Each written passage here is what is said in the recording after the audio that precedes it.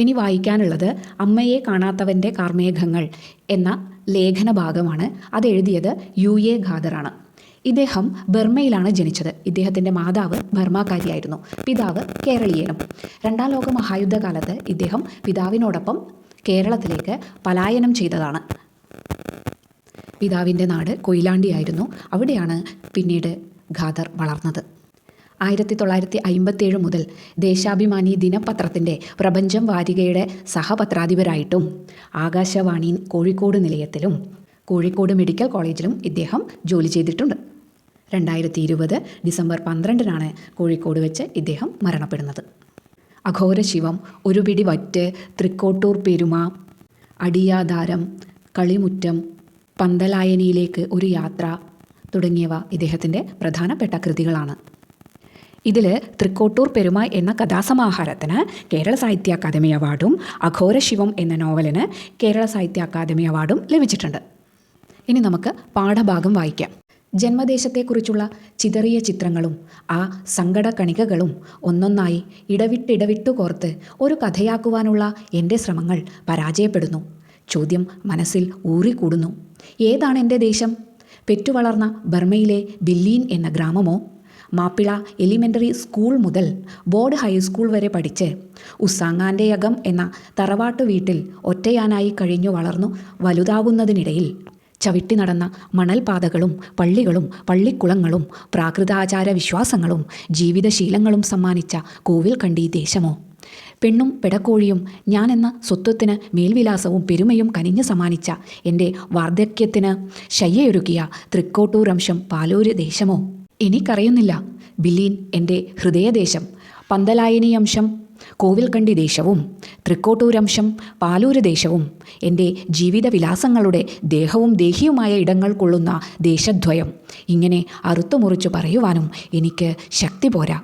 ലേഖകന് ഏതാണ് തൻ്റെ ജന്മദേശം എന്ന് ഉറപ്പിച്ചു പറയാനാകുന്നില്ല. കാരണം അദ്ദേഹം ജനിച്ച് ബാല്യകാലം പിന്നിട്ടത് ബർമയിലായിരുന്നു. അതിനുശേഷമാണ് അദ്ദേഹം മറ്റൊരു നാട്ടിലെത്തിപ്പെട്ടത്. താൻ ആദ്യമായി കണ്ട ദേശത്തിൻ്റെ കാഴ്ചകളും നിറവും മണവുമൊക്കെ ഒരു മങ്ങിയ ഓർമ്മയായി അദ്ദേഹത്തിൻ്റെ മനസ്സിൽ കിടക്കുന്നുണ്ട്. പക്ഷേ UA ഖാദർ എന്ന വ്യക്തി രൂപപ്പെട്ടത് കൊയിലാണ്ടിയിൽ വെച്ചാണ്. അതുകൊണ്ടാണ് അദ്ദേഹം തൻ്റെ ദേശം എന്ന സങ്കല്പത്തെക്കുറിച്ച് ഇങ്ങനെ പറയുന്നത്. എന്താണ് പറയുന്നത്? ജീവിതവിലാസങ്ങളുടെ ദേഹവും ദേഹിയുമായ ഇടങ്ങൾ എന്നാണ് പറയുന്നത്. ദേഹം, ശരീരം, ദേഹി, ആത്മാവ്, ഈ രണ്ട് ദേശവും എനിക്ക് എൻ്റെ ദേഹവും ആത്മാവും എങ്ങനെയാണോ അതുപോലെയാണ്. ഇത്രയും കാര്യം വ്യക്തമായല്ലോ. പിന്നെ ഈ പാഠഭാഗം ഭാഷാപോഷിണി മാസികയിൽ 2000 ഇദ്ദേഹം ഒരു ഓർമ്മക്കുറിപ്പ് പ്രസിദ്ധീകരിച്ചിട്ടുണ്ട്. അതിൽ നിന്നാണ് എടുത്തിട്ടുള്ളത്. അപ്പോൾ നിങ്ങൾ കുറിച്ചു വെക്കേണ്ട പോയിൻ്റ് ഇതാണ്: ഭൂമിശാസ്ത്രപരമായ പ്രത്യേകതകൾ, ജനങ്ങളുടെ ജീവിതം, സാമൂഹികവും സാംസ്കാരികവുമായ സവിശേഷതകൾ തുടങ്ങിയവയെല്ലാം ഒരു വ്യക്തിയെയും സാഹിത്യത്തെയും രൂപപ്പെടുത്തുന്നതിൽ അങ്ങേയറ്റം പങ്ക് വഹിക്കുന്നുണ്ട്. ഇനി അടുത്തത് ഷീല ടോമിയുടെ വല്ലി. കശുമാമ്പഴത്തിൻ്റെ വാസന മറഞ്ഞപ്പോൾ നാടെങ്ങും കാപ്പിപ്പൂവിൻ്റെ നറുമണം പരക്കുകയായി. കരിയില മൂടിയ കുന്നിൻപുറങ്ങളിൽ ഇരുണ്ട കാപ്പിമണികൾ സുവർണ കാലത്തിൻ്റെ ചെമ്മൊത്തു വിതറി. റബ്ബറും കുരുമുളകും ഇഞ്ചിയും മാറി മാറി കുന്നു കയറുമ്പോഴും കുന്നുകൾക്കിടയിൽ പച്ച മഞ്ഞൾ പാടങ്ങൾ നീണ്ടു പരന്നു കിടന്നു. കൈമനെല്ലിൻ്റെ വാസനയുള്ള കൊയ്ത്തുകാലങ്ങൾ, ചിരട്ടക്കൂന മാതിരി മുളപൊട്ടുന്ന കപ്പക്കൂടങ്ങൾ. എന്താ ഒരു ഉപമ നോക്കിയാട്ടെ. നമ്മൾ ചിരട്ടയിൽ മണ്ണപ്പം ചുട്ട് കളിക്കില്ലേ, അത് കുറേ മണ്ണപ്പങ്ങൾ ഇങ്ങനെ അടുക്കി വെച്ച് ആ ഒരു രംഗ മനസ്സിലാലോചിച്ച് നോക്കിയേ. അതുപോലെ കപ്പ നടാൻ വേണ്ടിയിട്ട് ഇങ്ങനെ കൂന മണ്ണ് കൂട്ടി വെച്ചിരിക്കുന്നതാണ് പറയുന്നത്. കപ്പ, വാട്ടുകപ്പ, കൊള്ളി എന്നൊക്കെ പറയും. ഇനി ബാക്കി നോക്കാം. കപ്പ വാട്ടു കല്യാണത്തിന് പെട്രോമാക്സ് വെളിച്ചത്തിൽ ഒത്തുകൂടുന്ന അങ്ങേക്കുന്നും ഇങ്ങേക്കുന്നും.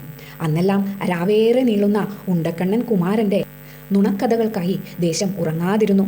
പുഴുങ്ങി വാട്ടി വെയിലത്തുണുക്കി പാകമാക്കിയ മരച്ചീനി ചീന്തുകൾ മുളമ്പത്തായങ്ങളിലും ചാക്കുകെട്ടുകളിലും കയറിക്കൂടി വിറകടുപ്പിനു മുകളിലെ ചേരുകളിൽ തിങ്ങി ഞെരുങ്ങി ദീർഘസുഷുപ്തിയിലാണ്ടു. പിന്നീടെന്നോ എങ്ങനെയോ കുന്നുകൾ ഭൂമിക്കുള്ളിലേക്ക് താണു പോകാനും പാടങ്ങൾ മാഞ്ഞു പോകാനും തുടങ്ങിയപ്പോൾ അക്കരയും ഇക്കരയും തമ്മിൽ കാണാണ്ടായി, തമ്മിൽ അറിയാണ്ടുമായി. ഇന്നുമുണ്ട് കല്ലുവയൽ, പഴങ്കഥകളുടെ കല്ലുവയൽ.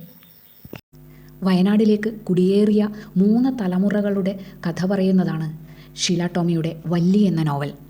അവരുടെ പ്രകൃതിയുമായുള്ള ബന്ധം, ചൂഷണങ്ങൾ, അതിജീവനത്തിനായുള്ള പോരാട്ടങ്ങൾ എന്നിവയെല്ലാം അതിൽ പ്രതിപാദിക്കപ്പെടുന്നു.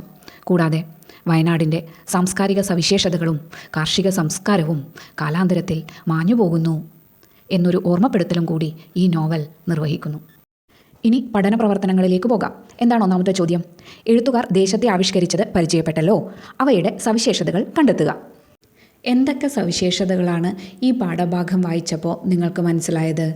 ഞാൻ ചില ചോദ്യങ്ങൾ ചോദിക്കാം. അതിൻ്റെ ഉത്തരങ്ങളൊക്കെ ചേർത്ത് വെച്ചാൽ നിങ്ങൾക്കിതിൻ്റെ സവിശേഷതകൾ കിട്ടും. രചനകളിലെല്ലാം കാണപ്പെടുന്ന ഭൂമിശാസ്ത്രപരമായ സവിശേഷതകൾ എന്തൊക്കെയാണ്? ഒന്നാമത്തെ ചോദ്യം. രണ്ടാമത്തത്, ഈ രചനകളിലെല്ലാം സാമൂഹിക ജീവിതത്തിൻ്റെ എന്തെല്ലാം പ്രത്യേകതയാണ് കാണപ്പെടുന്നത്?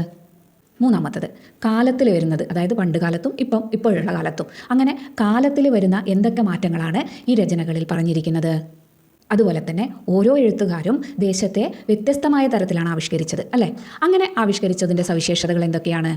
ഇതൊക്കെ ചേർത്ത് വെച്ചാൽ നിങ്ങൾക്ക് ഇതിൻ്റെ ഉത്തരം കിട്ടും. അപ്പോൾ തന്നിട്ടുള്ള സൂചനകളൊക്കെ വെച്ച് നിങ്ങൾ തന്നെ കുറിപ്പെഴുതി നോക്കുക. അടുത്ത ക്ലാസ്സിൽ ഇതിൻ്റെ ഉത്തരം പറയാം. അതുപോലെ തന്നെ കൂടുതൽ പ്രവർത്തനങ്ങളും നമുക്ക് ചെയ്യാം.